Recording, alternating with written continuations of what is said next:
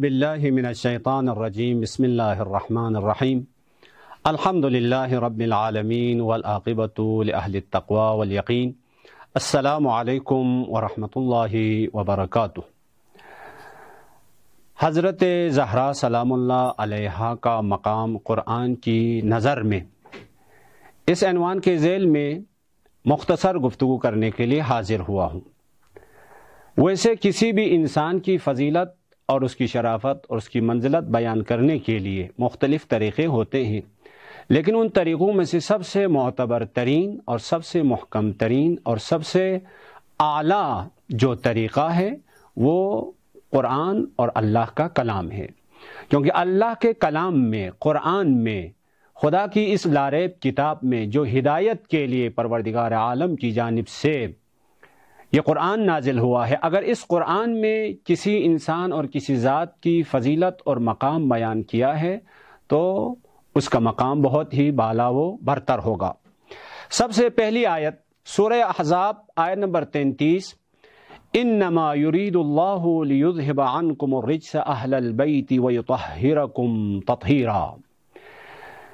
حضرت زہرا سلام اللہ علیہا کی ذات اس آیت کے مصداق، اور یہ آیت حضرت زہرا سلام اللہ علیہا کی پاکیزگی، عصمت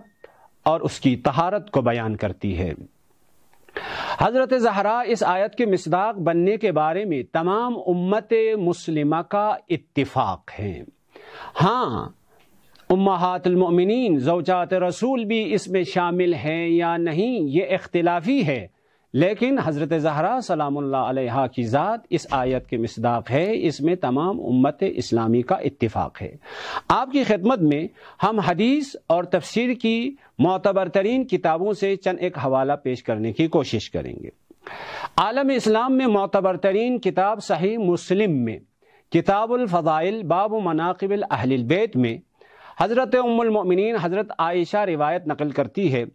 ایک دفعہ پیغمبر خدا تشریف فرما تھے، پیغمبر خدا کے جسم مطہر پر، بدن مطہر پر ایک چادر تھی،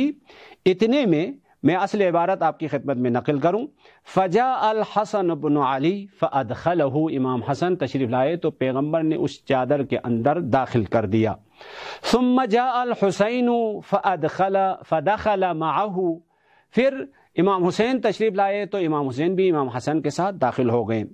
ثم جاءت فاطمہ فادخلها، حضرت فاطمہ تشریف لائی تو پیغمبر نے اس کو بھی اس چادر کے اندر داخل کر دیا، ثم جاء علی، پھر مولا امیر المومنین تشریف لائے تو پیغمبر نے فادخلہ، اس کو بھی داخل کر دیا۔ پنجتن پاک اس چادر کے ماتحت جب کامل ہو گئے، ثم قال، پھر پیغمبر خدا نے فرمایا، انما یرید اللہ لیذہب عنکم الرجس اہل البیت ویطہرکم تطہیرا۔ یہ صحیح مسلم کی صراحت کے مطابق، اس کی تصریح کے مطابق یہ بات سمجھ میں آ جاتی ہے، حضرت زہرا سلام اللہ علیہا آیہ تطہیر کے مصادیق میں سے ایک مصداق ہے۔ اس روایت کو جناب ابو سعید الخدری، انس بن مالک، ام المؤمنین عائشہ، ام المؤمنین حضرت ام سلمہ، ان بزرگان نے اس روایت کو نقل کی ہے۔ ام المؤمنین حضرت ام سلمہ رضی اللہ تعالی عنہا اس طرح سے نقل کرتی ہے، اوپر کے قصے کو نقل کرنے کے بعد، ثم قال، پھر پیغمبر خدا نے فرمایا، اللہم ہؤلاء اہل بیتی فاذہب عنہم الرجس وطہرہم تطہیرا۔ ناظرین گرامی قدر، دیکھیں یہاں ہمارا اور اہل سنت کے درمیان ایک مختصر اختلاف ہے۔ ہم یہ کہتے ہیں آیہ تطہیر پنجتن پاک کی طہارت اور ان کی عصمت کو بیان کر رہی ہے، لیکن برادران اہل سنت کے بعض بزرگان یہ کہتے ہیں نہیں، اس میں زوجات رسول اللہ امہات المؤمنین بھی شامل ہیں۔ ہاں، اگر ہمیں اہل البیت کے معنی لغوی اور معنی عرفی میں اختلاف ہوتا تو ہم اہل لغت کی طرف رجوع کرتے ہیں۔ اہل البیت کے معنی لغوی، معنی عرفی میں ہمارا کوئی اختلاف نہیں ہے، ہمارا اختلاف اہل البیت کے مصادیق میں ہے۔ کسی بھی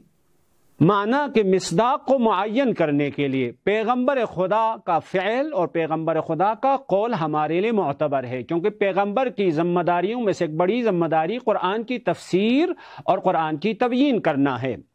لذا ام سلمہ جو روایت نقل کرتی ہے اس کے مطابق پیغمبر نے فرمایا، ام سلمہ نے یہ کہا کہ یا رسول اللہ هل انا من اہل بیتک، کیا میں آپ کے اہل بیت میں سے نہیں ہوں؟ فقال لا ولکنک الی خیر، یعنی اس اہل بیت میں جو اس چادر تطہیر کے ماتحت داخل ہیں اس میں تو شامل نہیں ہے۔ اس روایت کو نقل کرنے کے بعد عالم اسلام کے معروف مفسر جناب امام فخر رازی اپنی تفسیر کبیر میں اس آیت کے ذیل میں کہتے ہیں، ان هذه الروایہ کالمتفق علی صحتها بین اہل التفسیر و اہل الحدیث، اہل حدیث اور اہل تفسیر یعنی مفسرین تفسیر کے ماہرین اور حدیث کے ماہرین کے درمیان اتفاق ہے، یہ روایت صحیح السند ہے اور درست ہے۔ یعنی یہ آیت اہل بیت علیہم السلام اور حضرت زہرا سلام اللہ علیہا کی پاکیزگی، اس کی طہارت بیان کرنے کے لیے آیت نازل ہوئی ہے۔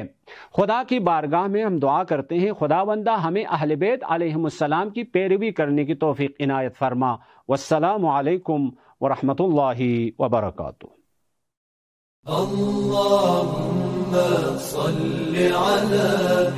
محمد وآل محمد، اللهم صل على